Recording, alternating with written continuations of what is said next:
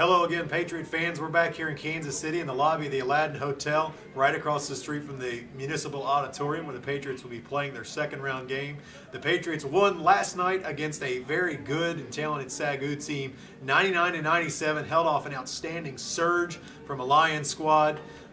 JT, we got some post-game reactions, so let's take a look at post-game reactions from last night, and then we'll get started. All right, ladies and gentlemen, here we are post-game with the Patriots after the big 99-97 victory. The Patriots held off a stout run from the Lions of SAGU. And with me, we have head coach JT Burton and the star of the show, Jalito Hutchinson from Game 1. Jalito, we're going to start with you.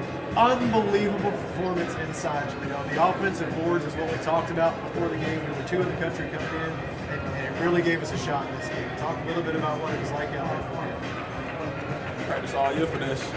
We wanted to get here. We're here. We had to show up. The lights was on. Now, Jalito, you missed those two free throws there at the end. Okay, I know that was big. Now, you shot the ball really well. You came into the game 39% from the free throw line. You didn't miss a free throw at that point. So you missed the last two, and of course, Dominique Rambo has a chance to go down the floor and tie the ball game. What's going through your head? Just need to stop. I should have made the free throws. I missed them. I had to get back and play defense. Well, fortunate for you, your teammate, Raymond Austin, was there to send that shot into the bleachers and seal that victory. So you guys are ready for round number 2. And now, JT, you guys had a 10-point lead at halftime. Of course, we talk about it all the time with the runs. You know, talk a little bit about what you said to your team at the half and how you kept the game there again. Well, Justin, first of all, I want to tell everybody back home, thank you for all the support and everybody here. We got some fans here that was pretty good. So, but to answer your question, at halftime, we shot the ball exceptionally well in the first half. 7 of 9 from the 3. Yes. And like I said, Jalito, I kind of tweaked this free throw for him, trying to help him out, and we shot the ball. And I told them, I said, guys, we shoot 27%. Don't take threes unless they're there. And if you notice, I didn't call a 3-point set. I try to go inside, go inside. And it ended up working out for our favor. Some guys got tired. Some guys caused some injuries. We couldn't play everybody, but hey, we got the victory. And now, JT, the one stat that you're not going to want to hear is that you had more turnovers than you did field goals. You had 32 turnovers and 31 field goals. Yeah, I thought it was 33 turnovers to be exact. But hey, you know what? At this junction of the time, I knew they was going to make a run. And I kept telling my guys, you know, the way it was going, we was making free throws. It's kind of in our favor because every time they would foul, we make 2 free throws, they miss 1, or then vice versa. But I knew it was going to come, and they made a run based off free throws. With that being said, I told them, that's all we got to do. It's up to us. We make free throws, we win. That's what we've done down the stretch. Exactly what they did. Ladies and gentlemen, congratulations to head coach JT Burton and his Patriots. We're going on to round number 2 tomorrow night, 9:45 Central Standard Time. That's 10:45 Patriot time. Keep your eyes and ears on Twitter, on the Go SC Patriots website, and the NAIA website. We'll have plenty of updates for you. Congratulations, JT. Here we come, round 2. Thanks. JT, you know, big win last night. Defeating the number 5 team in the country. Dominique Rambo was huge down the stretch. Had a chance to win the game at the end. Yes. Raymond Austin got back. It's probably the fastest I've seen him run all year. He gets back. Really makes a big stop for your team. Yes, he did. It was really good, exciting. I mean, we wanted everybody to get back home and at the game to get their money's worth because it was kind of dead there for a while. But now it ended up being exciting. Ray does what he always. It was a great no call by the refs. Of course, went in our favor because he stood with his hands straight up and he never moved. Rambo initiated contact, so they didn't call it. So we was ended up winning by 2. Well, and that's definitely the different opinion than they had.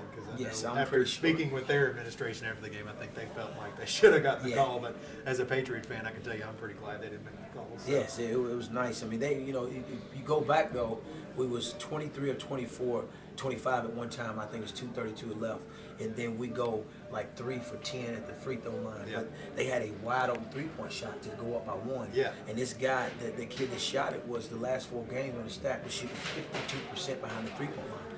And I think we got into the legs and he missed that shot. So that shot was even bigger than the no call for offense. Well, and I tell you, he shot that ball right in front of me, and I couldn't even look at it. I closed my eyes and ducked underneath the bench, so I didn't have to see it. So when that thing hit the back of the iron, it was a relief. It was big time, man. It was good fun. It was fun. It was fun for all the guys, fun for everybody back at home. Well, whatever the case, it slipped down the end, but your team ultimately held on, and that's what really matters. And so what that has given you is an opportunity today to play a very, very good Hope International team out of the state of California. They come out of the Golden State Athletic Conference, finished 8-6 in their league, lost in their championship game of their conference tournament. Now, JT, we've talked about it. This team went on a 6-game losing streak and then won 10 out of their last 11 games with their win yesterday. Yeah, they're really good. I mean, tell you what they're really good at is a half-court defense. I mean, we watched them play last night to beat upset Xavier. And these guys in the half-court are leading the #1 in the country in scoring defense at 61.4. So with that being said, you know, it's going to be a grind. I mean, I like our matchup because, you know, they play the traditional two-post, and we normally do well because we've seen everything in our league. Right. You know, Pikeville, for example, does play similar. So as far as, you know, their team, they're unbelievable. It's going to be a great game. I mean, I'm excited to be here. Like I told our guys, you know, we have it saying one more. You know, one more rebound, one more game, one more shot, one more block, you know, whatever it may be. That's our slogan that we've taken since we got on this little streak here. And, you know, we have nothing to lose. We're hoping the Nationals have been out here a couple of times. They won some games. Good old St. Catherine made it in 2011, got beat. This is what everybody probably expected. And then we shocked everybody last night. So, you know, with that being said, you know, we have our work cut out for us. And Arthur Latham, my assistant's up there, cutting the film up right now to get ready for him. Well, you know, you were the 12-5 upset yesterday. Yes. So you are the Cinderella wearing the slippers right now. Well, you know, the 12-5 is kind of crazy. You know, well, I have not watched a full NCAA tournament game. You haven't had time to. Yeah, and yesterday, you know, you get the updates on your phone. Well, I seen where Harvard upset Cincinnati, and then it was a 12-5 seed. And I said, guys, look, it can happen. This is March Madness. This is what we call March Madness. There's a reason why we do so. And was lucky enough to come away with the win. Well, and then later that night, the Bisons of North Dakota State, of course, upset Oklahoma, and then the most important one of the night is the SEC Patriots upset the SAGU Lions. So, you know, you talk defensively, Coach. The Hope International, you talked about how they like to sit in that half-court set. Well, SAGU kind of did the same thing. They didn't really press us all night. Your team committed 33 turnovers. Are you what kind of changes or anything you're going to do tonight to try to account for that, or what have you told your guys? Well, you know, with the loss of Dominique Roy with his turn in second ACL, that kind of hurt us, and we haven't really seen that kind of. Well, we've seen that kind of pressure, but in the big stages, like I told them, the best people, you know, best players in the world get kind of tight. Right. But you heard the pregame yesterday when we talked. What you have to do is when you make a mistake, you got to keep going, because mistakes are going to be made. Nobody's perfect. You can't compound that mistake with another one. And I thought, you know, a couple of times when we did turn the ball over last night, we got back, either made got a deflection or a defensive rebound, or made at least one free throw. So with that being said, you know, tonight we got to take care of the basketball. If they do try to press us, we got to, you know, take care of the ball, get it in the right people's hands, and then attack them. Well, you know, on paper, Coach, we rebound the ball better than this team, and we score better than this team. But paper stats mean nothing because, like you said, this team is the #1 scoring defense in the country. Yeah, I mean, you come in the game, like I said, you got Ray. We got 3 guys averaging double figures, and they, you know, from 15 to 13 points was us. And then they got the same thing, 13, 12, and 12. So it's going to be a matchup war. They're very, very, very disciplined on the defensive end, and they even better on the offensive end, because they're going to make you real methodical. They're going to make you, they're going to use the whole 35 seconds in the shot clock. And our game plan is trying to speed them up, and hopefully we can pound the ball inside and shoot the ball as well as we did the first half last night. 7 out of 9 3-pointers. Yes, we averaged 4 all year. Yes, so with that being said, you know, if we can do that, we'll be okay. And, you know, the other thing, too, Coach, is that we rebounded the ball extremely well last night. 47 rebounds. We had 30 offensive rebounds last night, and that's been our bread and butter, because we rebound, the guys play hard. But the thing is, you got to capitalize off those rebounds, and I think we did that for the most part last night. All right, Coach. Well, go ahead. Sorry. Now, with that being said, you know, we have to continue to do the same thing.